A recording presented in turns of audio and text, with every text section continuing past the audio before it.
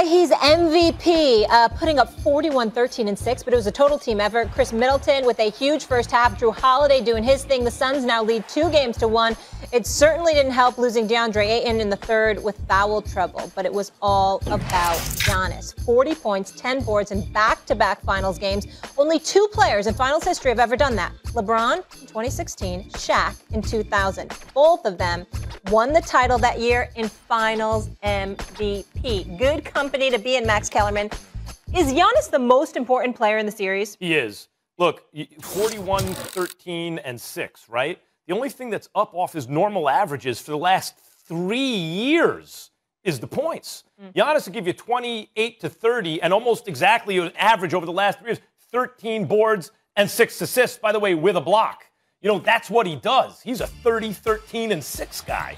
And he dropped gave you an extra 11 points last night because, as you mentioned, DeAndre Ayton's foul trouble helped him out. But he was absolutely fantastic. 2 nights in a row, by the way, 2 games in a row. He had superhuman efforts and superhuman production, and this is coming off a hyperextended knee where he missed the end of the Eastern Conference Finals. It's always the same with Giannis and the Bucks. When he gets help, he can win and even be the best player on the floor, the best player in the world on that night, right? But he needs help. Great bigs, and Giannis is a big, need guys on their level. Sometimes Middleton can put the cape on. Sometimes Drew Holiday can. When he gets that, he wins. Otherwise, they waste a performance. Stephen A. Kendrick Perkins, can't wait till Kendrick Perkins is back on this show, talking about Middleton as Batman on some nights. But the Batman of this team is obviously Giannis, who had finals MVP performances in 2 of these 3 games. You know what, Max? It's not that I'm looking at your points and I disagree with them per se. But I don't feel Giannis is that guy pretty much because I take him for granted. He walks around averaging 28 or better and with double digits in rebounds. When I think about Giannis, I don't think about the overall number, Max. I think about what you're going to do from the free throw line when it really, really counts. If the game gets tight, can I trust you to deliver free throws? Can I trust you to score when the defense sags and they force you to take a perimeter shot instead of allowing you to get to the basket at will? That's what I think about. I don't think about Giannis's overall numbers because I know they're going to be there. The question is, what are you going to do when it counts? And that's why when I think about the most important player, I really, really think about Devin Booker. Because when I look at Giannis in Milwaukee, I say, okay, those numbers are going to be there. All right, but Middleton and Drew Holiday, when you talk about importance, they got to step up and they got to help them out. I look at Devin Booker, and I'm saying right now he's shooting 33% from three-point range. What is he shooting from the field? About 38%. He's averaging better than 22 a game, but the bottom line is last night he was absolutely positively anemic. Shot 3 of 14 from the field, like 1 of 7 from three-point range. Just didn't have it. He didn't even play the fourth quarter because his legs were shot and they were gone. They don't have any chance of beating the Milwaukee Bucks as presently constructed if you don't get more quality production from Devin Booker. They have no chance because they simply don't have the bodies. That's why I've been a proponent of seeing Cameron Johnson, because this brother can shoot.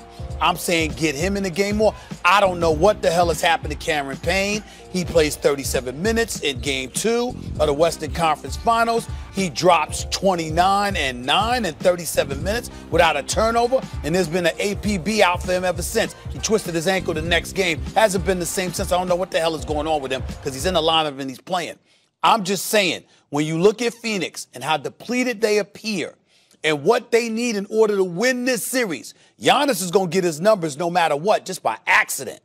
Devin Booker, to me, is the key, and that's why I have him, Max, as the most important. In a way, like the kind of guy Giannis really needs to be a perennial championship contender, real contender, is Devin Booker. Because Giannis, there's a reason Shaq looked at Giannis and said he could have the Superman title. First guy Shaq said that about. Dwight Howard, he was like, this guy. Because he is like Shaq, this unstoppable physical force. But he's not a closer, just like Shaq wasn't a closer. Devin Booker, I called him on this show a mini Mamba. because he's that kind of guy. And Kobe was the closer on those Lakers teams. But you know what? They played on the same team. In that case, Shaq and Kobe. Shaq got all 3 finals MVPs. He was the most important player in those finals. And they're on different teams right now. You know, the new Shaq and the mini Mamba, right? Superman and the mini Mamba are on different teams right now. And it's easy to look at the guy who you trust with the ball in his hands at the end of the game and go, that's the most important guy. Max. But because of Giannis and Shaq, you're even in that position.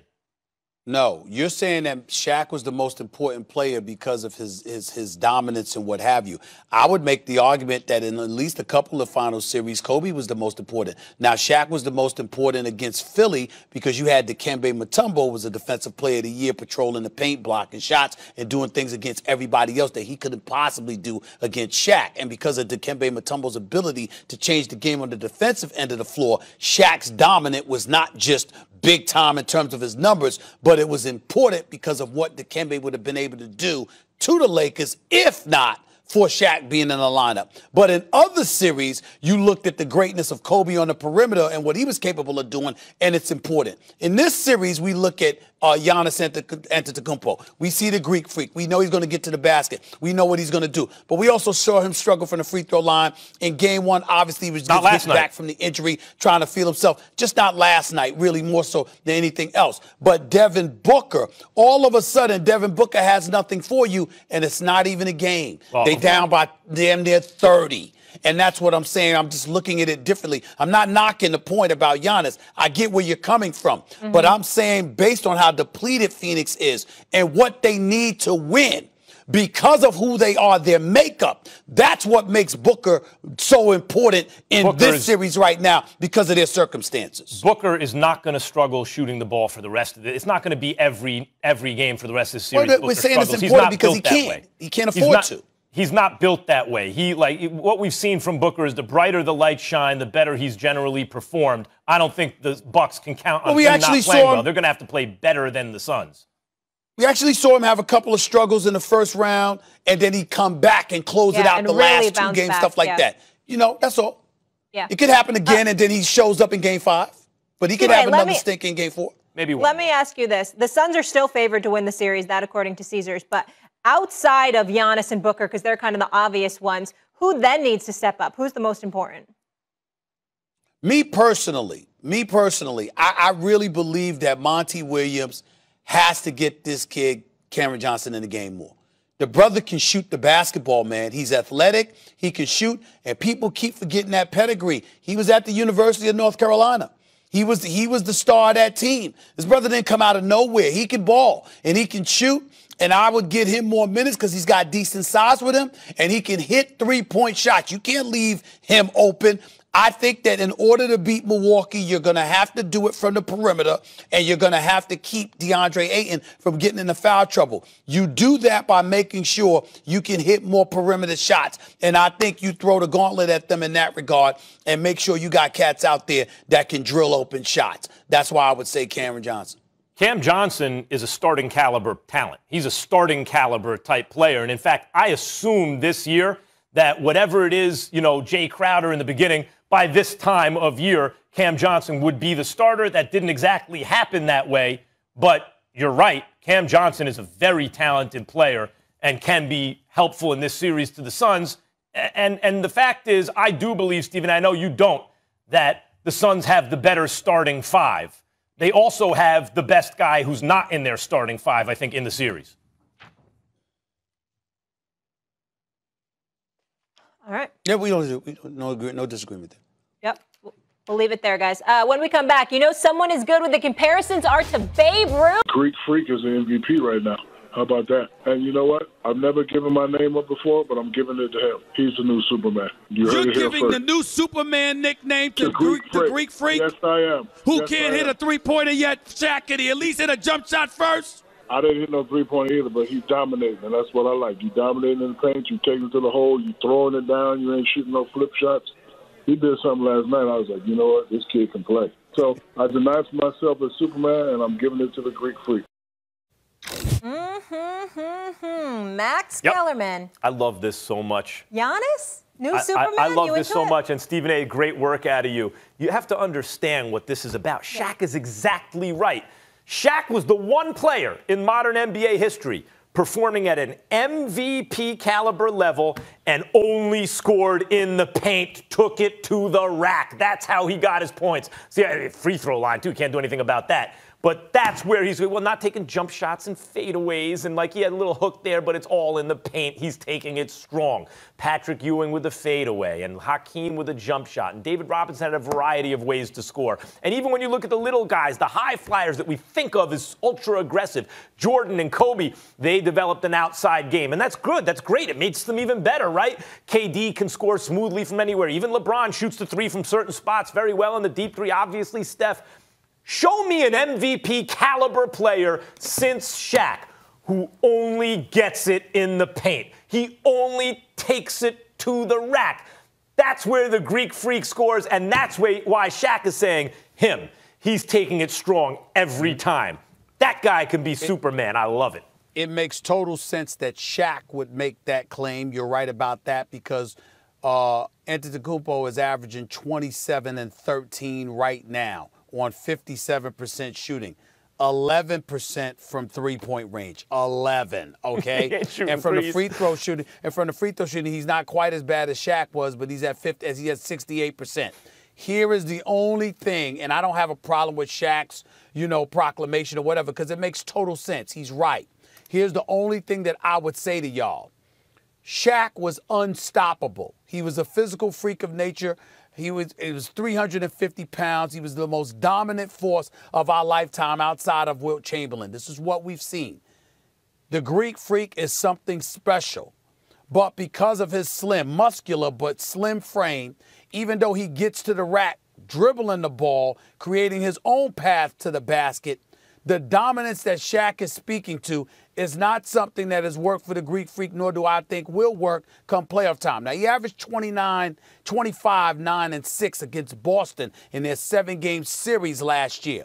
But when it really, really counted, you could find a way to neutralize him because he couldn't shoot. Whereas with Shaq, there was no way to neutralize him because he was so massive.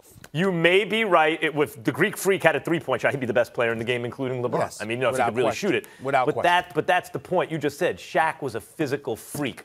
Freak is in Antetokounmpo's name, the Greek Freak. In other words, of all the freaks that we've seen, but that's not the case come playoff time. Joel Embiid, the freakishly great players, even if you don't think of them physically that way, Tim Duncan or even KG or someone like that. You think of LeBron. LeBron is a physical freak, all those things. But no one's whole offense or scoring offense is predicated in the paint since Shaq, like but don't convolute the issue. You can't teach 350.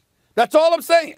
You can't teach 350 come postseason time. That's all I'm saying. I'm not disagreeing with any other points. But, okay, I'm saying you can't teach 350. There's a lot of beef, bro. Fair enough. That's a lot of beef. You know how people say the game has changed? It's not about the big man in the paint anymore. That's true. In the postseason, it will be. But it's still about the paint. You still must get to the painted area. If it's off the dribble, a post, whatever it is, you still got to do that to collapse the offense at times. It can't just all be three-pointers. That helps your three-point game. What I'm saying is this.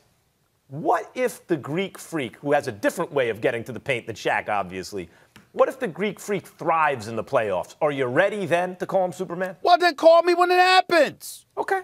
Good. What's wrong with that?